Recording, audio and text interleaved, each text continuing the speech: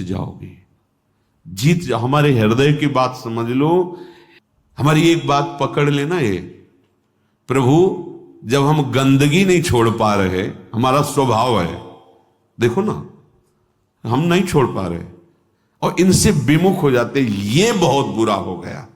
सुनो उमाते लोग अभागी, हरिता जी शब्द देखो, हरिता जी होई विषय अनुरागी।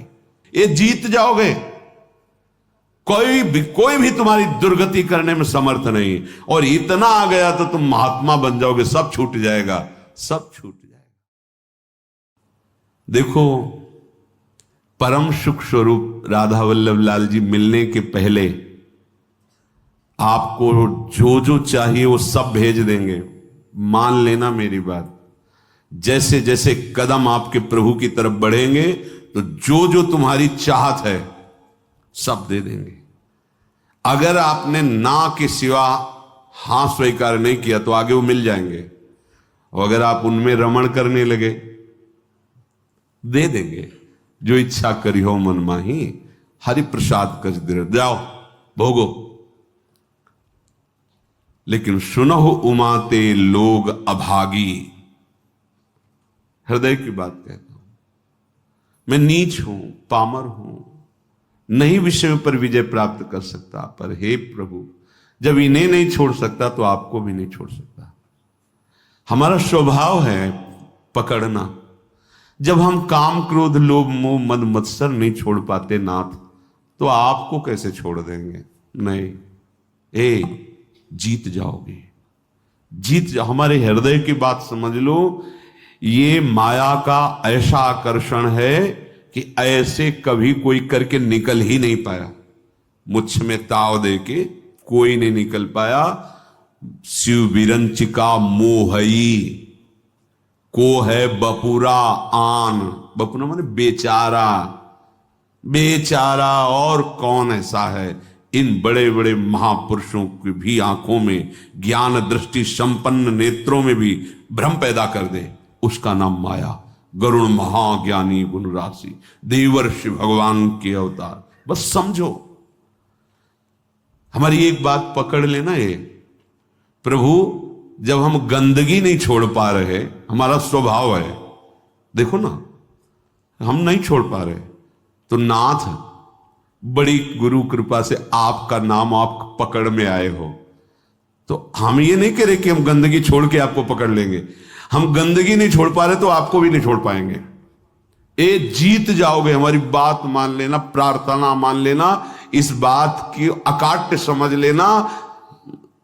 जन अवगुण प्रभु मान न काऊ, दीन बंधु अति मृदुल। हमसे गलती क्या हो जाती है? हमारी मन भावती भोग वृत्ति को जहां भोग मिले तो हम इनको छोड़ देते हैं और उसको पकड़ लेते हैं और इनसे विमुख हो जाते हैं। ये बहुत बुरा हो गया। सुनो उमाते लोग अभागी, हरिता जी शब्द देखो, हरिता जी होई विषय अनुरागी। ये शरीरधारी कितने दिन जीवित रहेंगे? इनको अपना पति माने, प्रीतम माने, अपना जीवन सर्वस्व माने, कितने दिन रहेंगे? छूटेगा ना। तो इनके अंदर जो बैठा हुआ मेरा प्रीतम है, उससे प्यार कर लो। सब में वही विराजमान है, भावना कर लो। जब हम किसी धातु पर, किसी पाषाण आदि के विग्रह पर, किसी छवि पर भाव करके भगवान प्राप्त कर लेते हैं, तो चलते फिरते इन मूर्तियों पर भगवान को क्यों नहीं हम प्राप्त कर सकते? पर हमारा भगवत भाव हट जाता है और विषय सेवन से व्यक्तित्व भाव आ जाता है। ये स्त्री, ये पुरुष, ये जड़, ये चैतन्य, यही घाटा हो जाता है।